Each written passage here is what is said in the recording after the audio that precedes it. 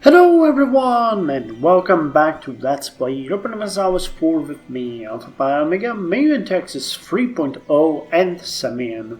So always good in our little domain. We are getting really close to getting the next level in technology. And we have just unlocked the diplomacy ideas. So we'll hope that we can do good stuff with this, maybe some way down the line. The best or the most sought after benefit for me is the extra diplomat, and we're gonna also greatly benefit from the increased. Where is it? Oh, here, diplomatic reputation postage. So these two are the most important for us right now because it's gonna help us with everything.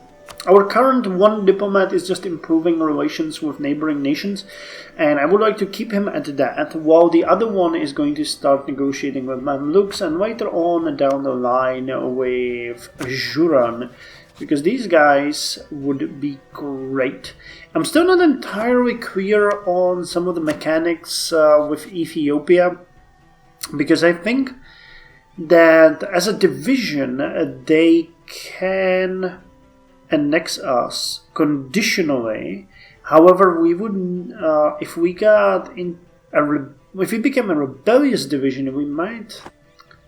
I don't know. The bad part on this is that I don't know how to exactly break free. I know that someone else can support independence of me, but it doesn't really give me any chances here. I guess the rules for divisions are slightly different, so I'm just gonna hope to get alliance with both Mamluks and Ajuran down the line and force them to liberate me from Ethiopia. At least that's the general plan right now, but it's not exactly going according to plan so far. So how are we doing on this? I need about a couple more months. Cool. How are we on stability? Okay, stability is slightly increasing. Nobility's power is still dropping. We need to push this way lower. It's just bad. We supported all of our estates, so right now we just have to wait. I guess it's gonna be a couple of decades before we can start revoking privileges of the nobility, but man, do we need to. And some of you have commented this on my videos, and you're right. The time to do these reforms is now, because later on when we grow, it's gonna be much harder to do anything worth our time. Okay, we can now take the vet grinding, which will give us extra military tradition for 2 years. Vet grinding, level 8. Vet grinding was a technique used in the manufacture of gunpowder. Distilled spirits were poured over the powder before grinding it together into a paste, which was allowed to dry and then rolled into balls.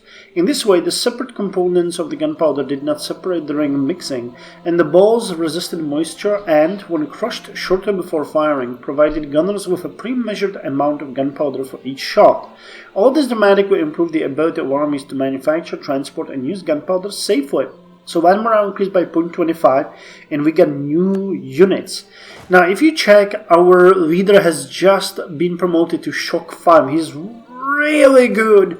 Unfortunately, we just can't use him for anything. But we did it, and we are finally green on the map as far as technologies go. We're about the same level as Karaman, so that is great. Now let's switch our units. We can go from skirmishers to anyone else. I guess I would prefer to go to swordsmen. Medieval African weapons were often lighter than European ones, with fire-hardened wood instead of iron. As trade with North Africa increased, iron became more common, and African blacksmiths began using it for arrowheads, spearheads, and swords. The swords especially breathed new life into infantry, allowing them to charge the enemy lines and chop down unarmored bowmen. And we had the Farima Braves. Increased contact with Muslim Arabs resulted in a spread of stirrups. Oh, we read that. So let's move on to War Raiders, or the quoted camera War Raiders.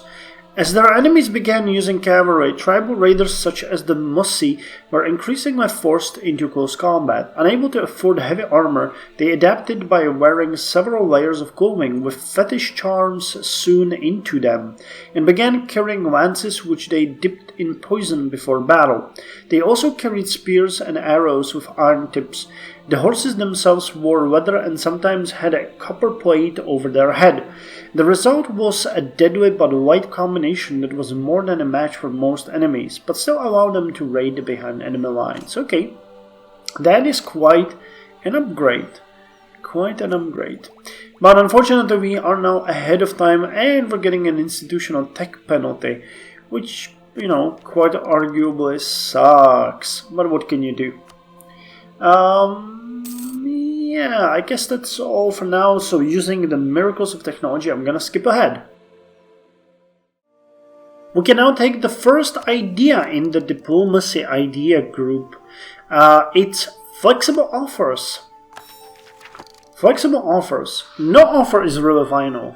We're just waiting for the one we can't refuse. Provincial war score cost minus 10%. That's actually, you know, not that useful. It's good, but, you know, not that useful. The next one is going to give us unjustified demands, lowered by 10%. And then we get the first really beneficial one, ongoing employment, which will give us an extra diplomat, and then influential diplomats plus 2. The next one is also really good, but we really don't have a problem with our alliance limit or diplomatic relations at this point. Statecraft is good, improved relations is going to be good, claim duration is going to be good, but you know, the diplomats and the influential diplomats is what we really are after. And I'm not entirely sure when we get the eminence and the other idea, or do we get it? Oh, did they remove it? Or is diplomacy? I don't. Oh yeah, eminence and influence. But it does not show exactly when you get it. But there are 2 hidden groups that you can get into, and they further boost your, you know, diplomatical power. Furthermore, I wanted to mention that we are now capable of speaking with Ajuran, which is really, really good. So once this is done, which will be done. Oh, actually we don't need you at all.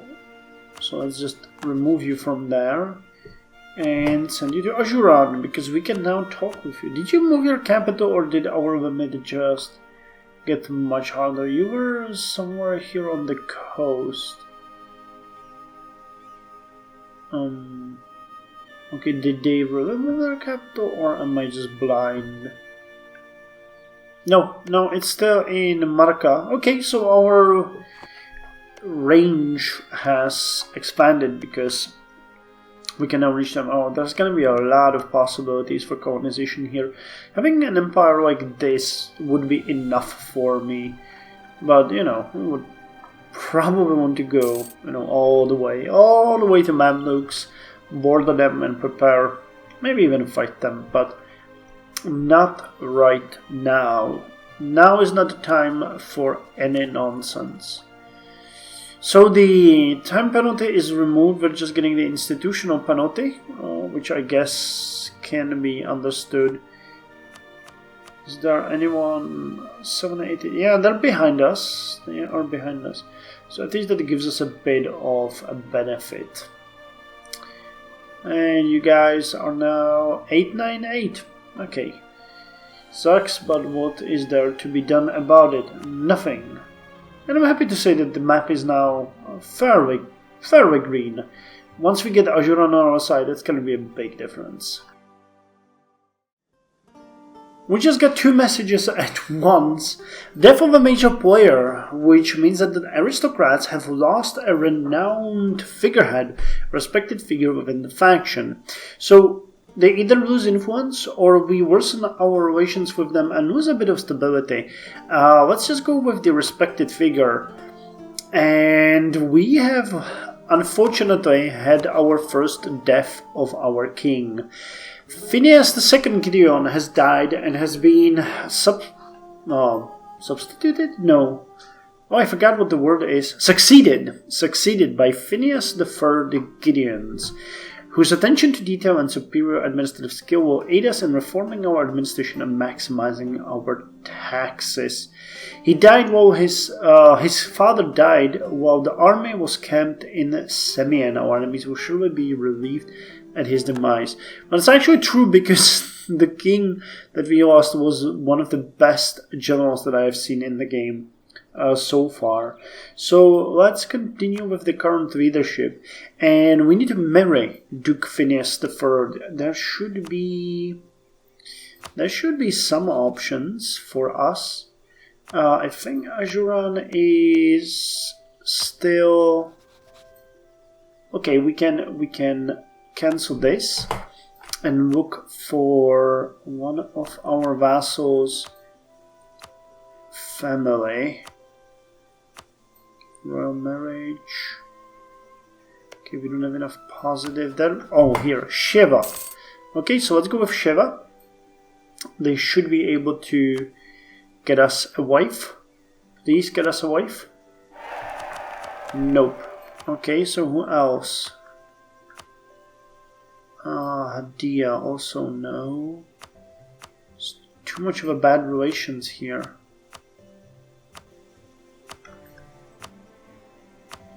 Oh, come on, game. Don't tell me there's only one person in the entire world that would marry our ruler.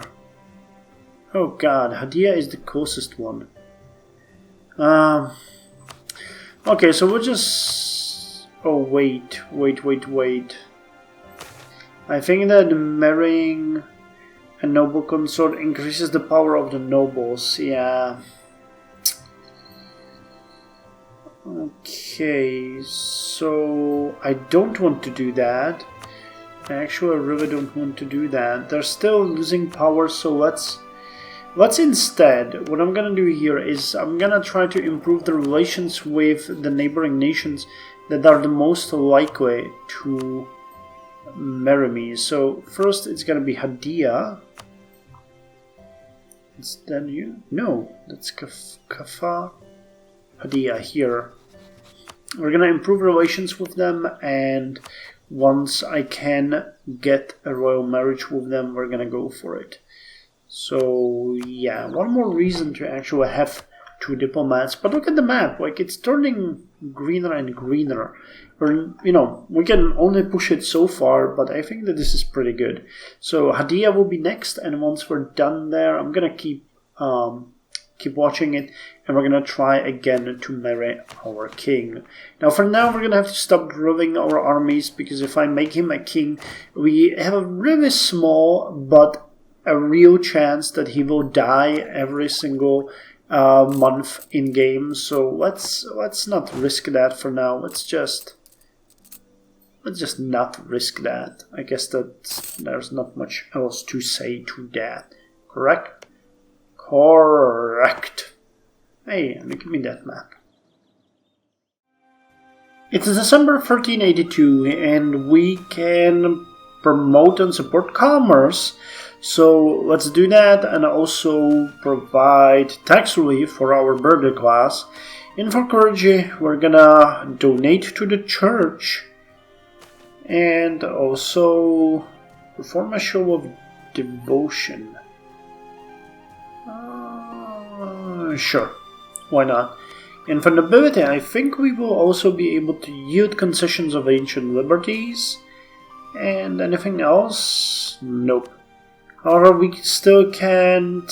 Yeah, we cannot get rid of the power, but that doesn't matter. It's still dropping, so that is, generally speaking, fine. Now, it's 26th of December, as I mentioned before.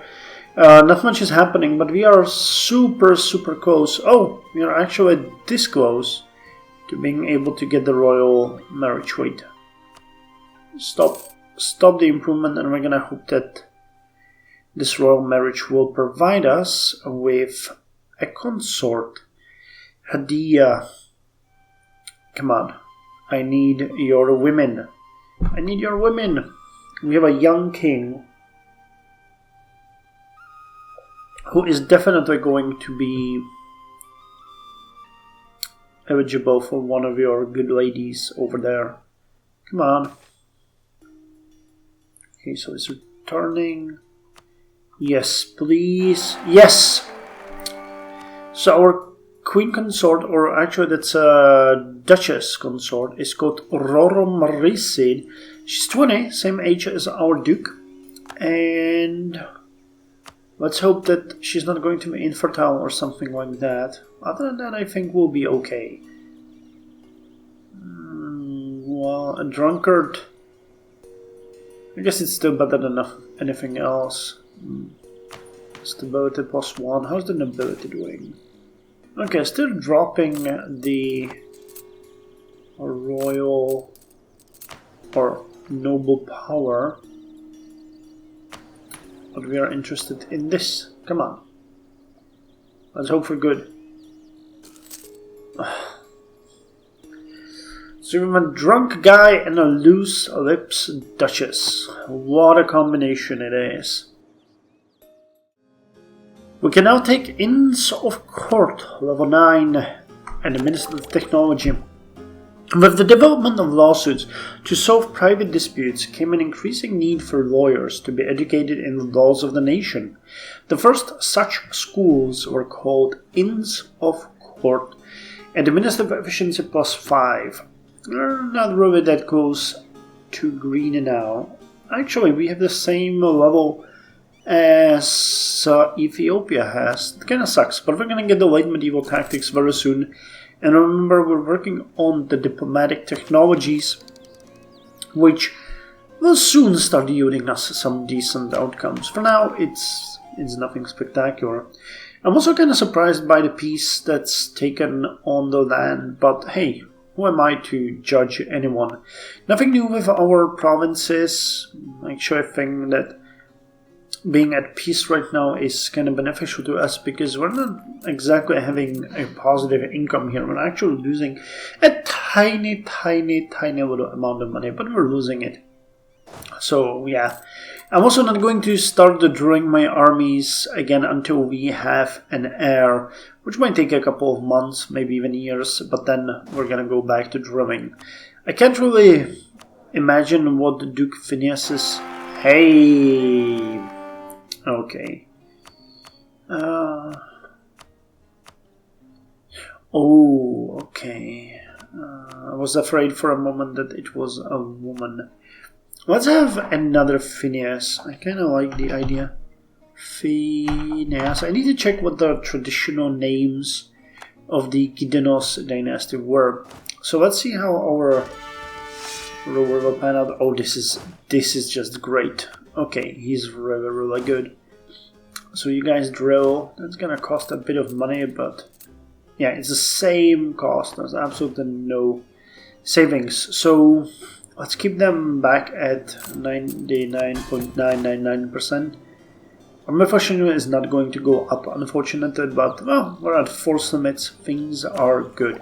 So late medieval tactics will come soon, and with them will come the war negotiations, after which we're starting to actually see some positive outcome. Now our current diplomatic reputation is, I think, 1.70, yes? Yeah, Jewish and drunkard and prestige are taking it down. But we're getting some other benefits, so when I try to negotiate with someone... diplomatic... Okay, it does not show there. Oh, diplomatic reputation +8. Okay, so we're gonna get about triple or slightly more than double of that, which is good, you know. That's gonna help us. Anyway, that's all for this episode, and I'll see you in the next one. So join me then for more adventures of Semien.